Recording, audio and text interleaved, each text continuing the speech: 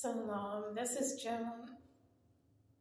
I'm covering the last hadith in Al-Nawawi's 40. There are actually 42, and then I'm going to speak a little bit about Abu Bakr.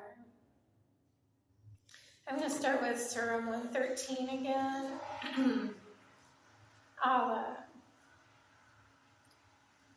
I seek refuge in you. You are the Lord of the daybreak, from the evil that exists, from the night as it darkens, from those that lure us away from you, and from the envier when they envy. In Arabic, as Allah, Ana el-Jab, Antakam al-Fajr, Amini min Shiri, Layla, min al-Mutalin, min al-Hasadin. And that's kind of the general idea, but I used the only Arabic I was able to, and verbatim, what I tried to say was, Allah, I trust you rule the dawn, protect me from evil that's at night, and from con artists and from enviers.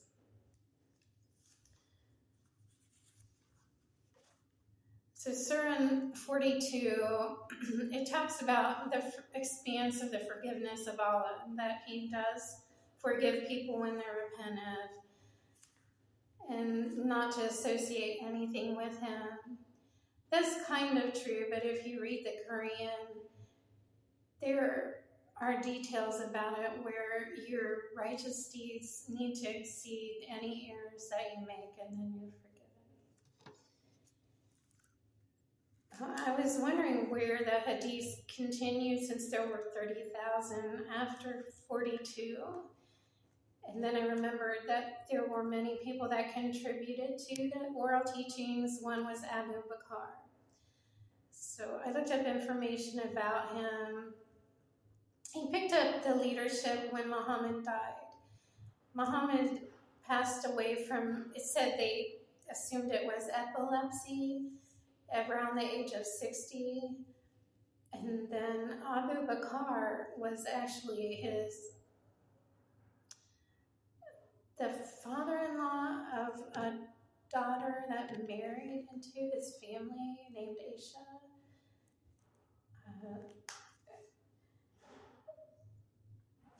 I look at my notes.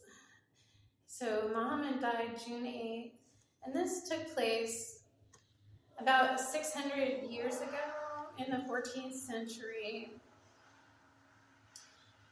At the time of Muhammad's death, Arabia had rejected Islam, so Abu Bakr picked up the pieces. I wondered, it said that he became a leader, and I wondered if he was elected. What it said online was, in quotation marks, he resolved the crisis of succession, and he became what was called make sure I pronounce it right, caliphate, which is more than just a religious leader, it's the political and military leadership. I looked up some of the quotes he made because I was curious. I've always been a peace activist.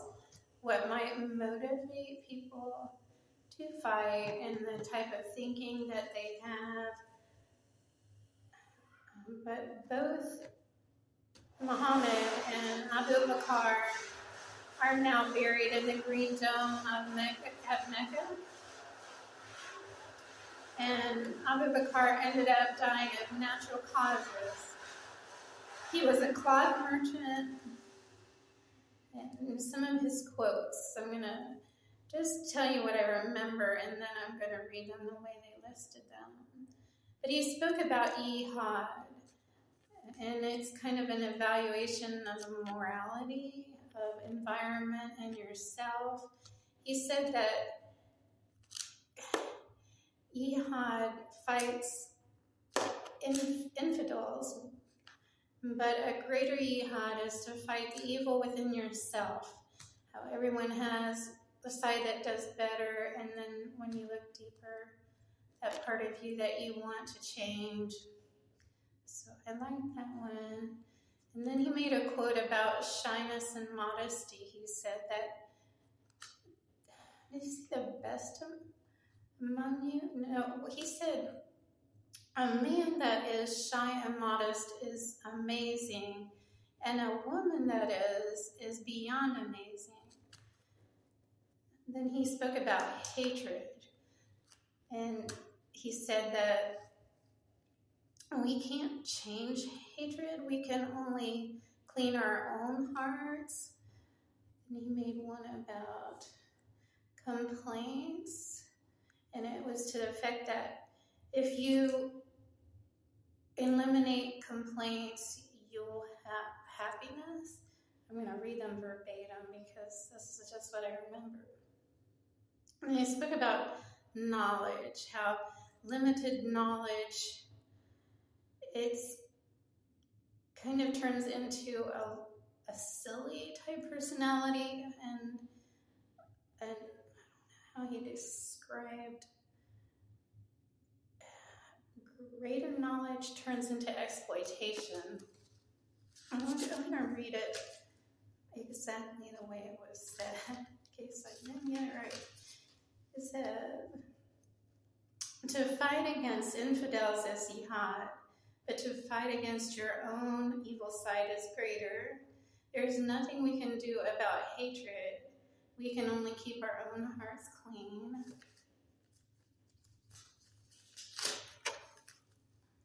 He who avoids complaints invites happiness. A shy person is an amazing man.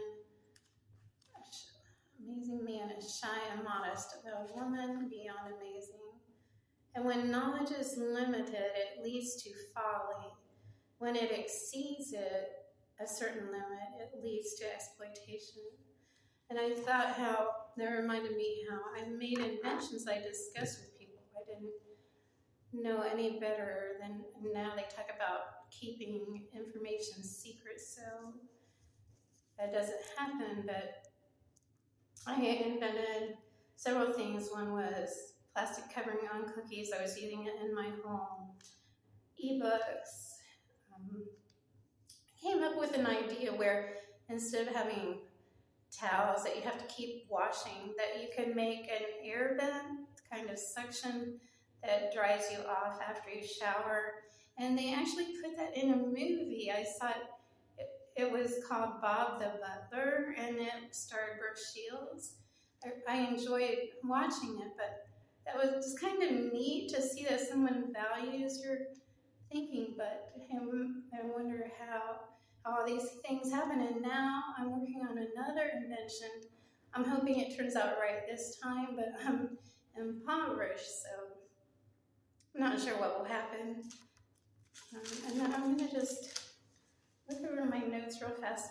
Oh, I wanted to discuss how Abu Bakr, he did take over the leadership. He was involved in many fights. There was a term for it. It's something like Russia did in the wars.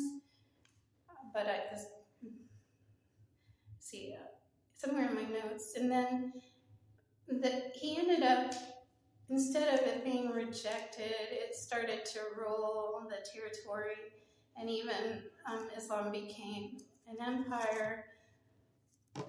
When I started school in Ohio, we began reading about the Ottoman Empire. I thought it was Germany, but apparently we have some things in common with Islam. That's one of the empires, and then there were two other Muslim empires. One was the Safavid. Look at this. Vids, Safavids. The other was Mughal, Mughals. I wondered if that was a Mongol. And then it did say some Mongols are Muslim. And they said their blood type tended to be O, which that's what mine is. So I thought that was interesting. But Abu Bakr was very helpful in the spread of Islam.